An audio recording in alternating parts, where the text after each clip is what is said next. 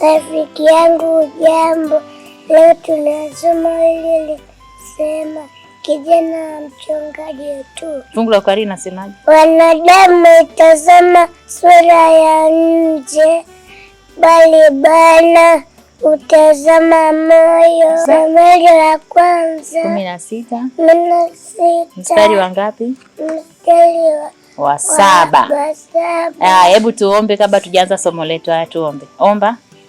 Asante Mungu kwa Yesu, naomba bariki kwa jina naomba, amina. Amina. Somo linasema kijana mchungaji tu. Hebu niambie, huyu kijana mchungaji alikuwa ni nani?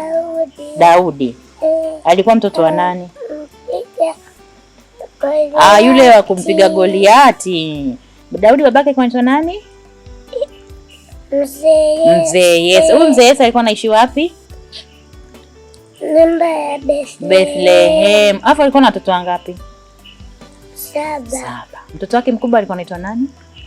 Eliab na pili. Kwa hiyo siku moja na 4 mpaka 7. Sawa. Hebu nitajie mtoto mmoja wa Mzee Yese. Eliab. Sasa Mungu akamtuma nabii nani tena yule? Samueli. Akasema, Samueli, nenda wapi kule alikuwa akiishi Mzee Yese? Umesema alikuwa anaishi wapi Mzee Yese? Nyumba ya Bethlehem. Alikuwa anaishi Bethlehem. Kwa Mungu akamwambia, Samuel, nenda Bethlehem kwa Mzee Yese. Kuna mtu ambaye nimemchagua ili awe mfalme. Chukua chupa yako ya mafuta, ukamiminie mafuta ili awe mfalme. Kwa hiyo Samueli yule nabii akaondoka, akaenda Bethlehem kwa Mzee Yese. Akakusanya na watu wengine wengi, wakawa wamejiandaa kwa ajili ya kutoa sadaka. Muda wa sadaka ulipokwisha, Samueli akamwambia Mzee Yese, Mungu amenituma, yupo aliyemchagua ili awe mfalme. Akaanza kupita kijana mmoja mmoja wa Mzee Yese. Kijana wake mkubwa umesema alikuwa anaitwa nani? Eliab. Alikuwa anaitwa nani? Eliab. Eliab alikuwa mrefu kuliko babangu na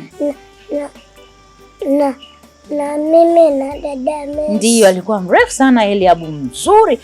Samueli alivyomwona akasemaje? Samueli alivyomwona akasema, huyu bila shaka Mungu ndo amemchagua ili awe mfalme. Lakini Mungu akamwambia, akasemaje? Mimi sijafanya nini? Sijamchagua.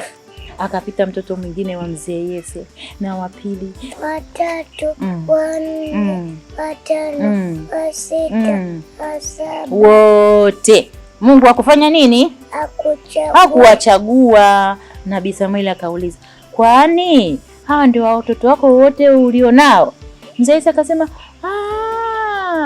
kuna kijana mdogo anachunga kondoo yuko huko porini. Nabii Samueli akasema, huyo naye aitwe, hatufanyi jambo lolote mpaka naye aitwe.